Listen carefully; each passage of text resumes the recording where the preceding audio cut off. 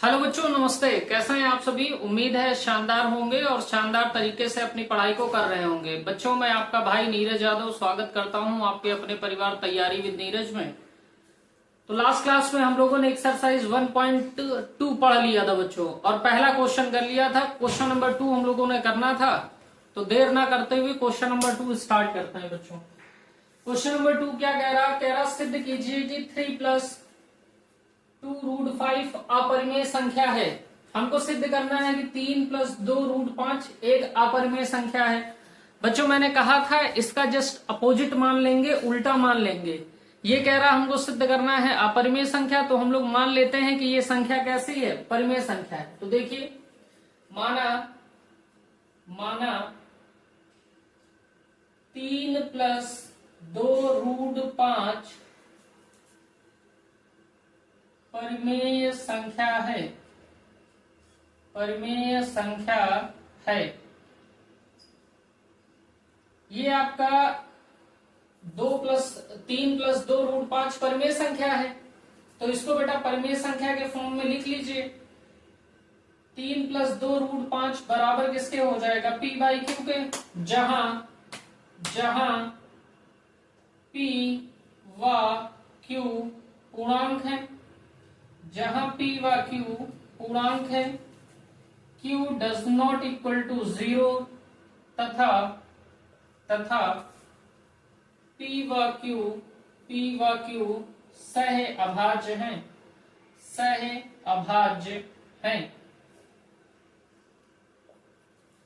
p व q पूर्णांक है, pq पूर्णांक है, q does not equal to 0 है, pq सहभाज्य है, यानी pq सिंपलेस्ट फॉर्म में रहेंगे। अगर आप p और q में कुछ भी उभयनिष्ठ लेंगे तो एक को छोड़ के कुछ भी उभयनिष्ठ आपको नहीं मिलेगा। बच्चों, ये स्टेप सिंपल सेम आप स्टेप लिख लीजिए। 3+2√5 हमारा हो गया, बराबर किसके है, p/q के।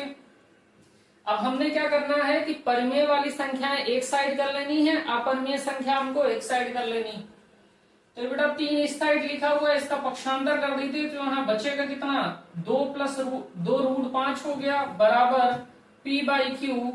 और ये 3 इधर प्लस में है, पक्षांतर कर देंगे तो माइनस में जाएगा, तो यहाँ कितना हो जाएगा, 2√5 बराबर, बेटा एलसीएम ले लो, तो q आपका एलसीएम आ गया। q से q को आपने डिवाइड कर दिया तो 1 बचा, 1 का मल्टीप्लाई ऊपर कर दीजिए तो p हो गया, p में करेंगे तो माइनस 1 से q में डिवाइड करिए, q को डिवाइड करिए, 1 से q को डिवाइड करेंगे q मिलेगा, q का अंश में गुणा कर दीजिए, 3 में q को गुणा करेंगे 3q हो जाएगा। अब इतनी बात में कहीं कोई समस्या आपको होगी नहीं।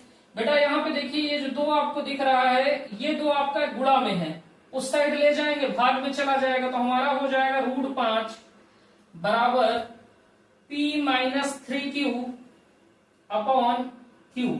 और बेटा ये इधर गुणा में था, इधर आएगा किसमें, भाग में। भाग में आने का मतलब 1/2 होगा। इसको हम लोग क्या लिख सकते हैं, इसको हम लोग लिख सकते हैं ना कि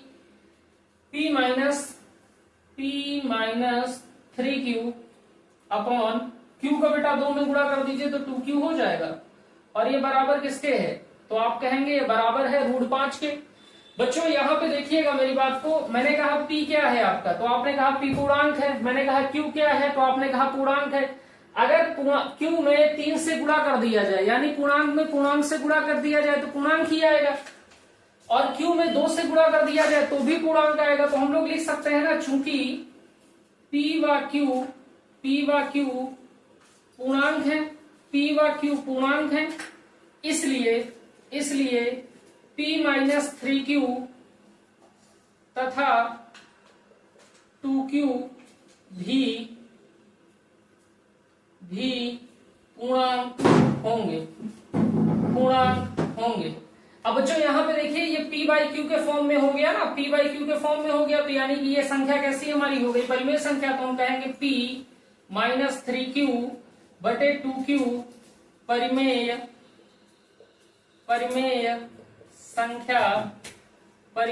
संख्या है।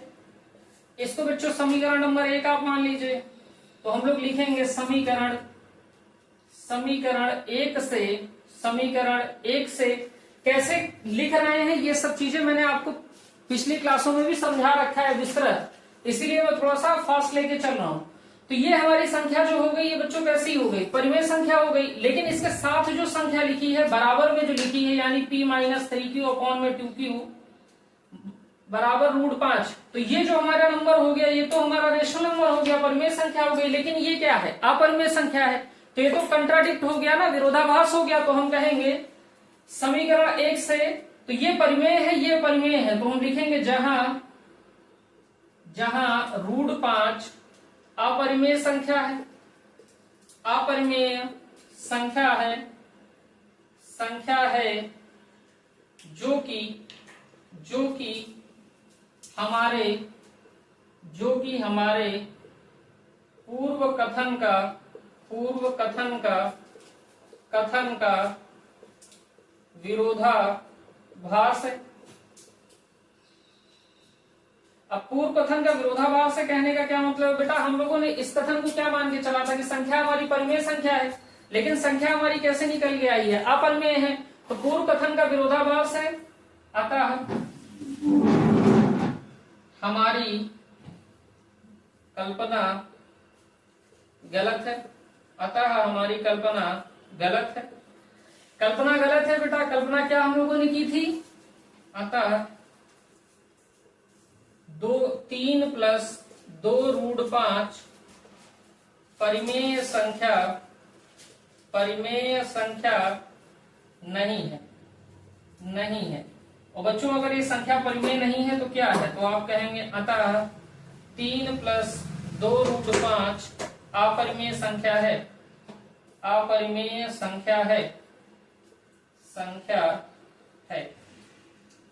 तो उम्मीद है बच्चों की ये क्वेश्चन आपको समझ में आया होगा। एक बार फिर से आप देख लीजिए इसको। मैंने कहा हम लोगों को सिद्ध क्या करना था कि 3 + 2√5 अपरिमेय संख्या है, तो हम लोगों ने मान लिया है कि 3 + 2√5 हमारी परिमेय संख्या है। अगर कोई भी संख्या परिमेय संख्या है तो वो p/q के फॉर्म में होगी, तो p/q के फॉर्म में लिख लिया।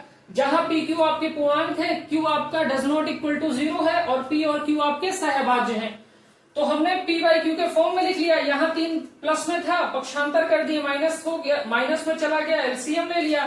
2 यहाँ बेटा गुणा में था, इस साइड भेज दिए तो भाग में हो गया। तो हमको मिल क्या गया, हमको मिला p - 3q अपॉन 2q।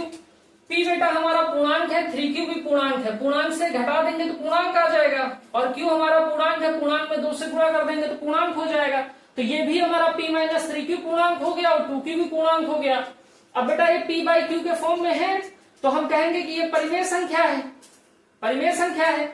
जब ये परिमेय संख्या है बेटा, चूंकि दोनों के दोनों पूर्णांक थे तो p/q के फॉर्म में है तो परिमेय संख्या है। लेकिन जो इक्वल टू में √5 लिखा है वो तो अपरिमेय है, तो जहां √5 क्या है, अपरिमेय संख्या।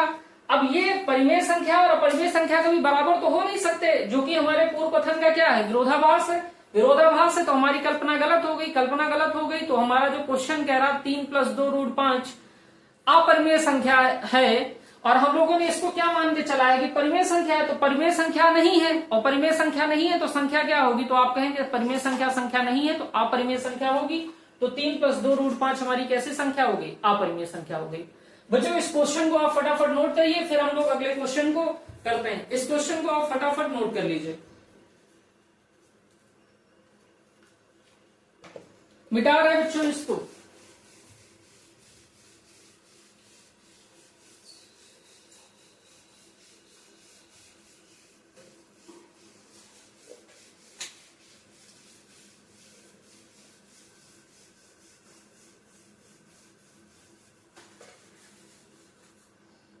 अगला क्वेश्चन हमारा क्या कह रहा है, अगला क्वेश्चन कह रहा है कि सिद्ध कीजिए कि निम्नलिखित संख्याएं अपरिमेय संख्याएं हैं। सिद्ध कीजिए कि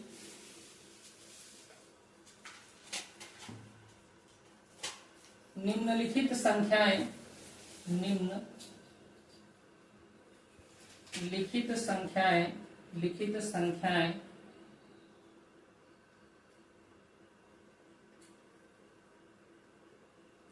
अपरिमेय संख्याएं हैं।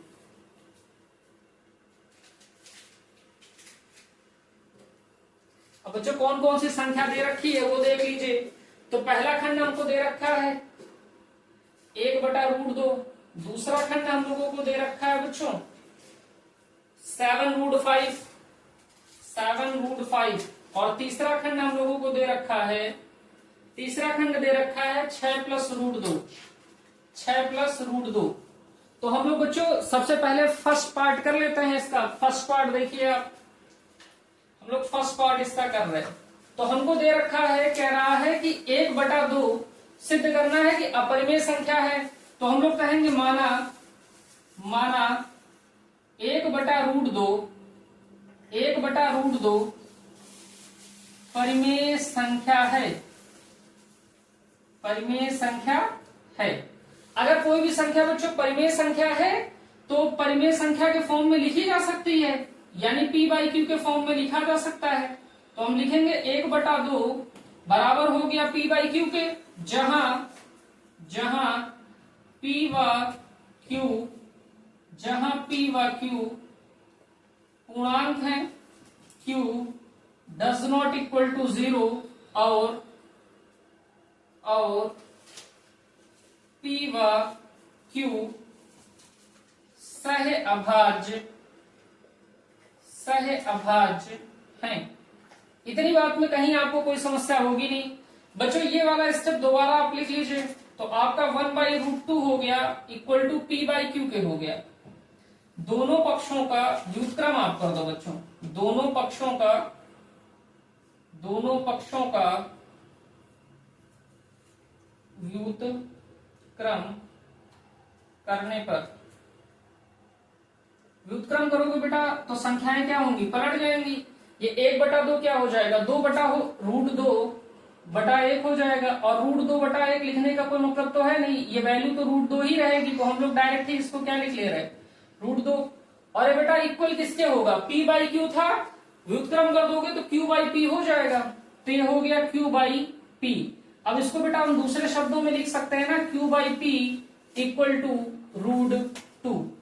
अब यहां देखिए हमारा q भी पूर्णांक है और p भी पूर्णांक है। तो हम लिखेंगे चूंकि q व p पूर्णांक है, q व p पूर्णांक है, इसलिए q/p परिमेय संख्या, q/p परिमेय संख्या है।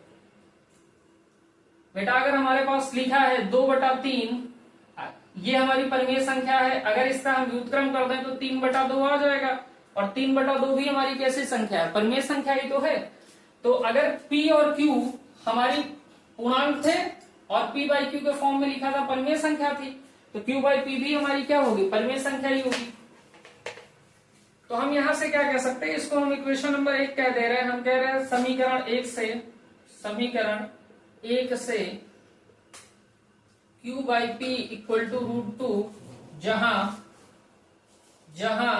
√2 अपरिमेय संख्या है, जहां √2 अपरिमेय संख्या है। बच्चों ये जो संख्या हमारी निकल के आई है q/p, ये कैसी संख्या है, तो आप कहेंगे परिमेय संख्या है। लेकिन ये √2 कैसी संख्या है, अपरिमेय संख्या है। तो यानी दोनों संख्याएं बराबर नहीं हो सकती, परिमेय संख्या कभी अपरिमेय संख्या के बराबर नहीं हो सकती। तो ये तो कंट्राडिक्ट हो गया, विरोधाभास हो गया। तो विरोधाभास है तो हम क्या लिखेंगे, जो कि हमारे पूर्व कथन का विरोधाभास है,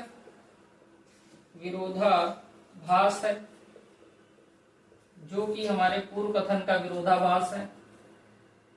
अतः हमारी कल्पना गलत है। अतः 1/√2 परिमेय संख्या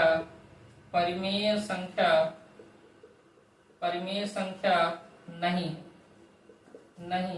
और बेटा अगर परिमेय संख्या नहीं है तो संख्या कैसी होगी, तो आप लिखेंगे अतः √2 1/√2 अपरिमेय संख्या है।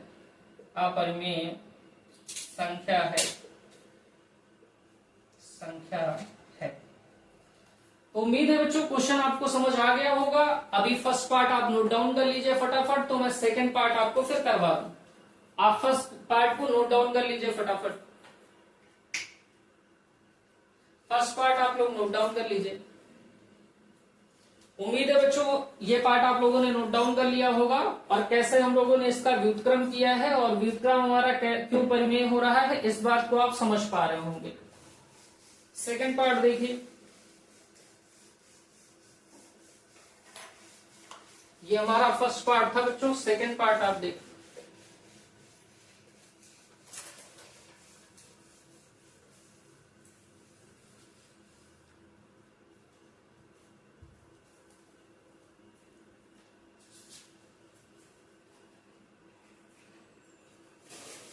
सेकेंड पार्ट हमारा क्या कह रहा है बच्चों, देखिएगा। सेकेंड पार्ट हमसे कह रहा है कि हमको सिद्ध करना है कि 7√5 अपरिमेय संख्या है। तो हम लोग कहेंगे माना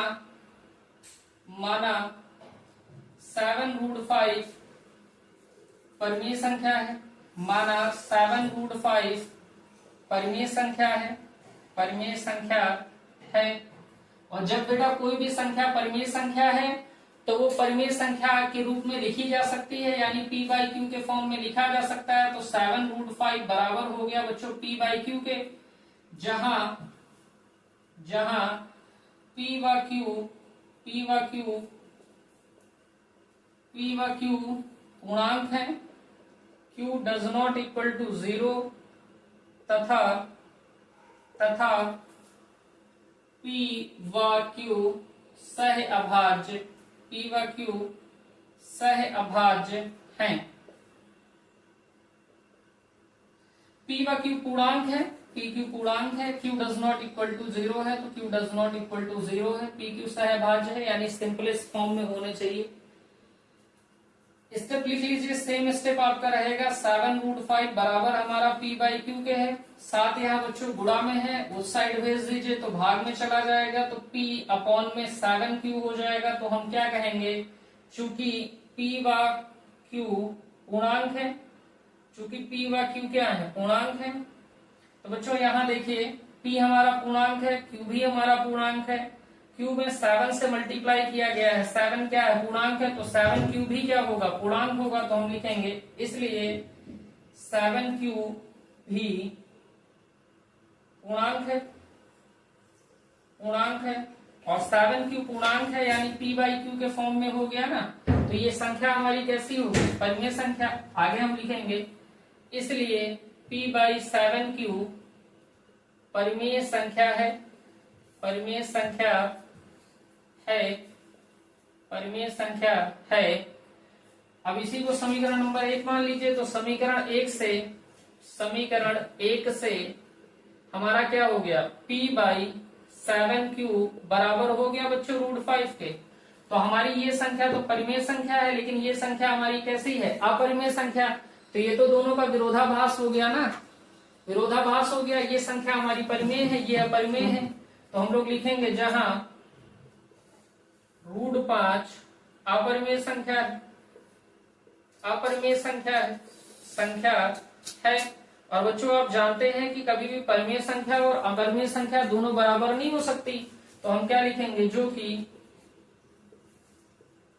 हमारे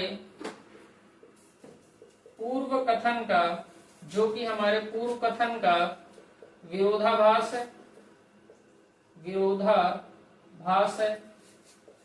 है, अतः हमारी कल्पना गलत है, और कल्पना हमने क्या की थी कि बेटा 7√5 परिमेय संख्या है। तो हम क्या कहेंगे, अतः 7√5 परिमेय संख्या नहीं है, 7√5 परिमेय संख्या नहीं है। और बेटा अगर संख्या परिमेय संख्या नहीं है तो आप क्या लिखेंगे, अतः 7√5 अपरिमेय संख्या है, 7√5 अपरिमेय संख्या है। तो उम्मीद है क्वेश्चन भी आपको समझ में आ गया होगा। अब हमारे पास केवल लास्ट पार्ट बचा हुआ है इस क्वेश्चन का, तो इसको फटाफट आप नोट डाउन कर लीजिए 1 मिनट के अंदर।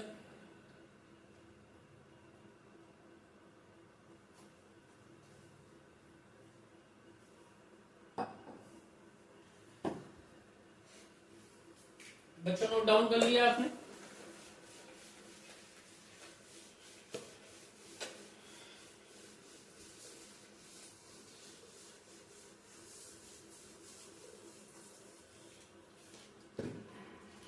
लास्ट पार्ट देखिए आप लोग। लास्ट पार्ट हमारा जो दे रखा है वो कितना दे रखा है, तो आप कहेंगे 6 प्लस रूट 2 दे रखा है। अब इसको हम लोग क्या कहेंगे, मान लेंगे बेटा, माना 6 प्लस रूट 2 परिमेय संख्या है, 6 प्लस रूट 2 परिमेय संख्या है। और बेटा अगर कोई संख्या परिमेय संख्या है तो उसको p बाई क्यू के फॉर्म में लिखा जा सकता है, तो p बाई क्यू के फॉर्म में आप लिख लीजिए। आगे आप लिखेंगे जहां p व q पूर्णांक है, p व q पूर्णांक है, q does not equal to 0 है, q does not equal to 0 है, और p व q सहअभाज्य है, सहअभाज्य है, अभाज्य है। बेटा सेम स्टेप आपको लिखना होगा, 6 plus root 2 equal to P by Q. तो परिमेय को परिमेय के साइड कर लीजिए, इसका पक्षांतर आप करिए तो ये हो जाएगा रूट 2 बराबर पी बाई क्यू माइनस 6। इस साइड था बेटा प्लस में था, पक्षांतर कर देंगे तो माइनस में हो जाएगा। अब यहाँ पे देखिए हमारे पास क्या दे रखा है, रूट 2 बराबर पी बाई क्यू माइनस 6। तो 6 को 6/1 लिख के आप एलसीएम ले लीजिए, तो एलसीएम में क्यू आ जाएगा। क्यू से क्यू को डिवाइड करेंगे तो आपके पास एक आएगा, जो एक आएगा उसको पी में मल्टीप्लाई कर दीजिए तो पी रहेगा। एक से आप डिवाइड करिए क्यू को तो क्यू ही आएगा, और क्यू को मल्टीप्लाई 6 में कर दीजिए तो 6 क्यू हो गया, और ये रूट 2 के बराबर है। तो हम यहां से क्या कहेंगे, चूंकि पी व क्यू पूर्णांक है। ये कहां से कह रहे हैं बेटा, ये हमको दिया ही था, ये हमने जहां था ही पी क्यू पूर्णांक। अब बेटा यहां देखिए हमारे को p दे रखा है, q दे रखा है, q में अगर 6 से मल्टीप्लाई कर देंगे, q पूर्णांक है, 6 से मल्टीप्लाई कर देंगे तो पूर्णांक ही रहेगा, p पूर्णांक है। और बेटा अगर पूर्णांक से पूर्णांक को घटाएंगे तो पूर्णांक ही तो आएगा। तो हम लिखेंगे इसलिए p माइनस 6q भी पूर्णांक है, पूर्णांक है। और बेटा पूर्णांक बटा पूर्णांक यानी कि हम क्या कह सकते हैं, पूर्णांक बटा पूर्णांक। तो हम लिखेंगे ना कि संख्या हमारी कैसी हो गई, परिमेय संख्या। इसलिए 6p minus 6q by Q परिमेय संख्या है, परिमेय संख्या है। अब बेटा ये इक्वेशन नंबर फर्स्ट हो गया, तो हम लिखेंगे समीकरण 1 से p minus 6q by Q equal to root 2 है। ये संख्या हमारी परिमेय है, लेकिन ये हमारी संख्या कैसी है, अपरिमेय है। और परिमेय संख्या और अपरिमेय संख्या कभी बराबर तो हो नहीं सकती। तो हम लिखेंगे क्या, जहां रूट दो अपरिमेय संख्या है, अपरिमेय संख्या है, जो कि हमारे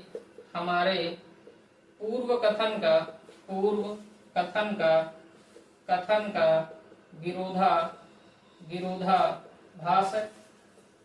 विरोधाभास है। अतः हमारी पूर्व कल्पना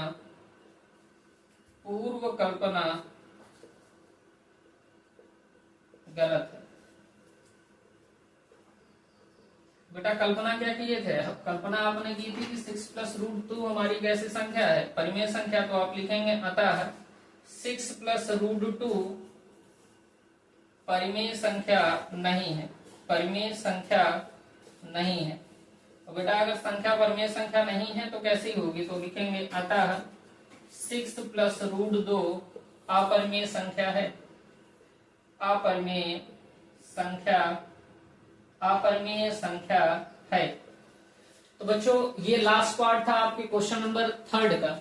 ये क्वेश्चन आपका 3 है, 3rd क्वेश्चन का ये लास्ट पार्ट था। तो इसको आप फटाफट नोट डाउन कर लीजिए,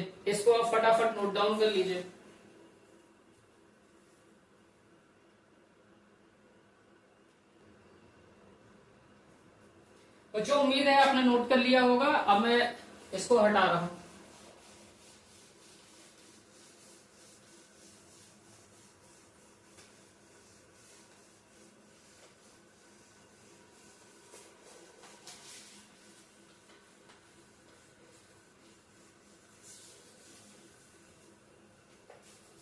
बेटा question number chapter number 1 NCERT का कंप्लीट चैप्टर आपका हो गया है। कोई भी एग्जाम्पल आपका और कोई भी क्वेश्चन आपका छोड़ा नहीं गया है। अगर किसी भी क्वेश्चन में कहीं कोई डाउट आपको रहता है तो आप वीडियो के नीचे कमेंट बॉक्स है, कमेंट बॉक्स में जरूर आप अपने डाउट्स को लिख लीजिए, ठीक है ना। अभी 2-3 मैं एमसीक्यू आपको करा दे रहा हूं, उसके बाद क्लास को हम लोग एंड करेंगे और फिर कल मिलता है। एमसीक्यू आप देख लीजिए। एक क्वेश्चन है, क्वेश्चन पहला है, कह रहा है निम्नलिखित में से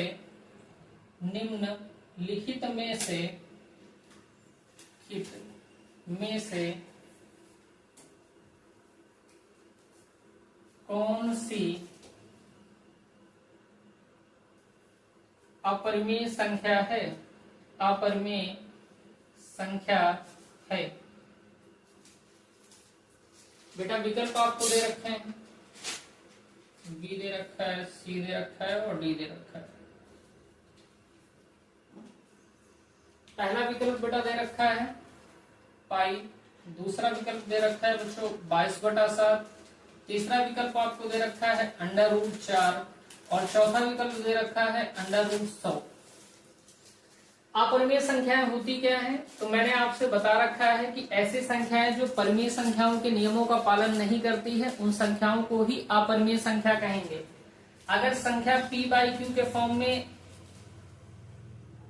है, q does not equal to 0 है और p व q हमारे क्या है, p व q पूर्णांक है, तो हम कहेंगे संख्या हमारी कैसी होगी? तो आप कहेंगे संख्या परिमेय संख्या होगी।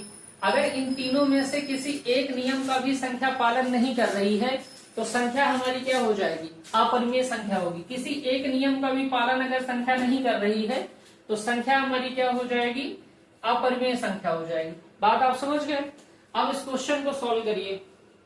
बच्चों यहाँ पे देखिए ये पाई लिखा हुआ है, इसको हम लोग क्या लिख सकते हैं? π/1 लिख सकते हैं। तो आप कहेंगे बिल्कुल लिखा जा सकता है, लेकिन मैंने जब आपको पूर्णांक पढ़ाया तो कहीं पे आपको पाई पढ़ाया, तो आप कहेंगे नहीं भाई। फर्स्ट कंडीशन देखिए फॉलो कर रहा है ना, p/q के फॉर्म में है, तो आप कहेंगे सर फॉलो हो रहा। सेकंड कंडीशन है कि q does not equal to 0 है, ये भी डज नॉट इक्वल टू 0 है, लेकिन थर्ड कंडीशन फॉलो नहीं कर रहा, पूर्णांक नहीं है।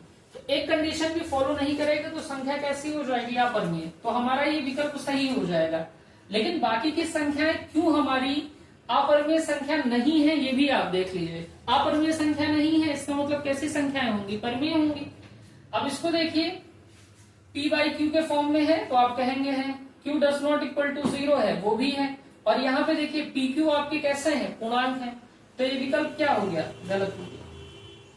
√4 बेटा पूर्ण वर्ग होता है किसका? 2 का, और 2 को हम लोग क्या लिख सकते हैं? 2/1 लिख सकते हैं। तो p/q के फॉर्म में भी है, q does not equal to 0 है और p और q क्या है? पूर्णांक है।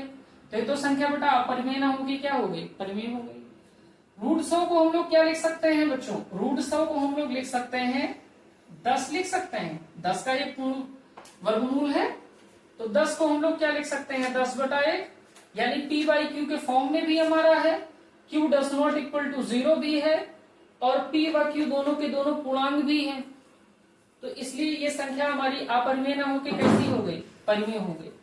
और अपरिमेय संख्या के लिए हमेशा ध्यान रखिएगा कि जो संख्याएं परिमेय संख्या के नियमों का पालन नहीं करेंगी वही संख्याएं क्या होंगी? अपरिमेय होंगी। और जिन संख्याओं का पूर्ण वर्गमूल नहीं निकाला जा सकता वे संख्याएं भी कैसी होंगी? अपरिमेय संख्याएं होंगी। तो इसको आप लोग नोट कर लीजिए फटाफट।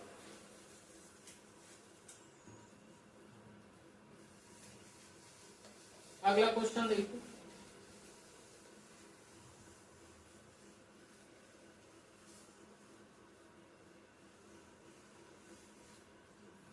अगला क्वेश्चन लिखिए, क्वेश्चन नंबर 2।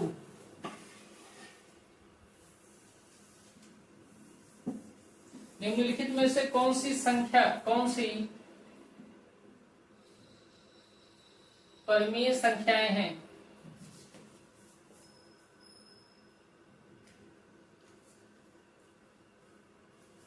ऐसे कर लीजिए, परिमेय संख्याएं नहीं है।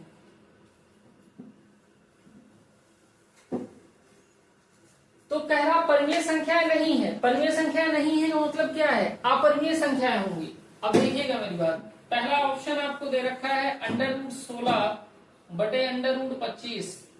सेकंड ऑप्शन आपको दे रखा है बच्चों √64 बटे √36।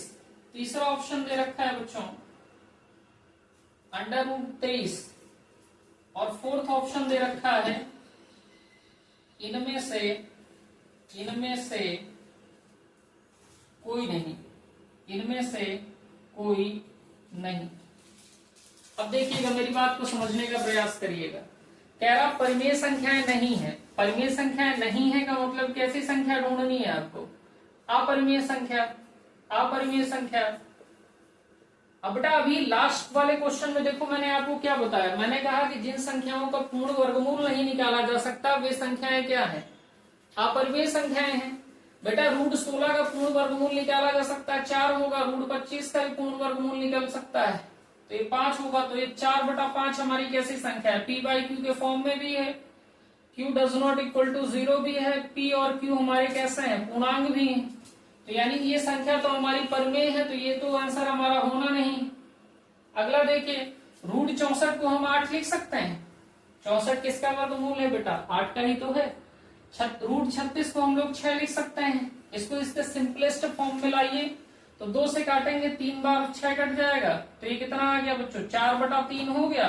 4/3 हमारा p/q के फॉर्म में भी है, q does not equal to 0 भी है, और p और q हमारे कैसे हैं, पूर्णांक है। तो बेटा ये संख्या तो परिमेय संख्या के नियमों को फॉलो कर रही है, यानी ये भी हमारा उत्तर नहीं होगा।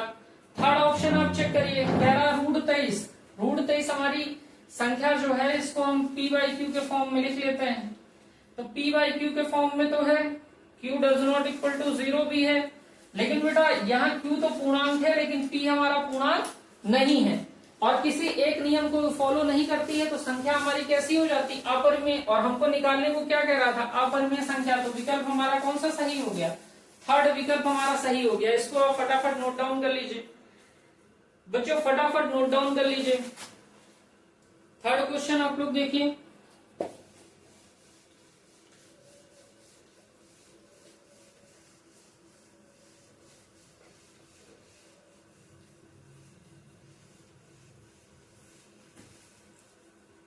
क्वेश्चन नंबर थर्ड देखिए।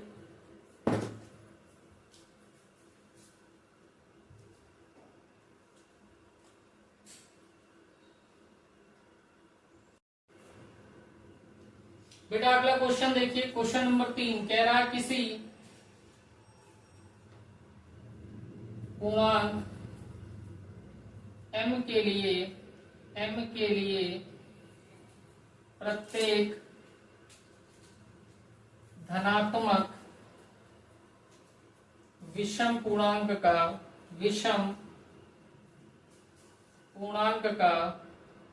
का रूप होता है।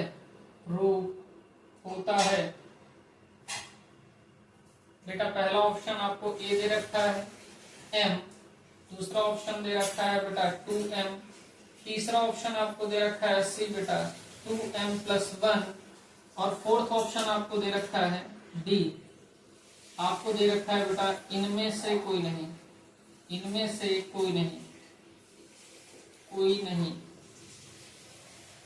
बच्चों यहाँ पे देखिए क्या रहा है, पूर्णांक हमारा क्या है m के लिए हमको देखना है कि प्रत्येक धनात्मक विषम पूर्णांक का रूप कौन सा होगा। धनात्मक विषम पूर्णांक देखना है बेटा, तो m की वैल्यू हम पॉजिटिव रखेंगे। m की वैल्यू कितनी रख लेंगे, हम लोग रख लेंगे 1 2 3 4 एंड सो ऑन इनफाइनाइट। अगर m की वैल्यू बेटा यहाँ 1 रखोगे तो रिजल्ट 1 आएगा, 2 रख लोगे तो रिजल्ट 2 आएगा, 3 रखोगे तो रिजल्ट 3 आएगा, 4 रखोगे तो रिजल्ट 4 आएगा। यहाँ प्रत्येक संख्या क्या विषम संख्या आ रही है, तो आप कहेंगे प्रत्येक संख्या विषम पूर्णांक तो बन नहीं रहा है, तो यानी ये विकल्प हमारा सही नहीं हो सकता। बेटा दूसरा देखिए, यहाँ पे आप m की वैल्यू रखिए तो 2 में 1 का गुणा कर देंगे तो 2 आएगा। 2 कैसी संख्या है तो आप कहेंगे सम संख्या है। अगर 2 में बेटा 2 रख दीजिए m के प्लेस पे तो यहाँ 4 हो जाएगा ना, तो 4 भी हमारी कैसी संख्या है, सम संख्या है। बेटा यहाँ पे 3 रखिए तो 2 और 3 का गुणा कर देंगे 6 आ जाएगा। 6 भी हमारी कैसी संख्या है, सम संख्या है। तो ये भी विकल्प हमारा नहीं हो सकता। हमसे पूछ रहा था सम और यहाँ निकल क्या रहा है, विषम। अगले ऑप्शन पे चेक करिए। अगले ऑप्शन में n की वैल्यू लगाइए, 2 गुणा में 1 प्लस 1 बराबर 2 का 1 में गुणा करेंगे 2 हो जाएगा प्लस 1 यानी कि 3 आ गया। 3 हमारी कैसी संख्या है, विषम है। n के प्लेस पे जरा दूसरी संख्या रखिए, 2 प्लस 1 तो 2 दूनी आपका 4 हो गया। 4 प्लस 1 हो गया आपका 5। 5 कैसी संख्या है, विषम। तीसरी वैल्यू रखिए 3 प्लस 1 तो 3 और 2 का गुणा कर देंगे तो 6 हो जाएगा प्लस 1 यानी संख्या हमारी कैसी हो गई, 7। और ये 3 भी कैसी संख्या है, विषम। 5 भी विषम है और 7 भी कैसी संख्या है, विषम। आगे वैल्यू 4 अगर आप रखते हैं तो आप देखिए 2 गुणा में 4 प्लस 1 यानी 8 प्लस 1 और 8 और 1 कितना होगा, 9। तो प्रत्येक धनात्मक विषम पूर्णांक का जो रूप होगा वो क्या हो जाएगा, 2m प्लस 1 हो जाएगा। बच्चों आज यहीं तक क्वेश्चन रखते हैं एमसीक्यू, और मैं आपको कुछ आगे एमसीक्यू करा दूंगा और उसके बाद हम लोग क्वेश्चन चैप्टर नंबर 2 स्टार्ट करेंगे। तो बच्चों आज की क्लास हम लोग यहीं तक रखते हैं। क्लास अगर आपको अच्छी लगी हो तो अपने दोस्तों को ज्यादा से ज्यादा साझा करिए। आज की क्लास यहीं तक। जय हिंद।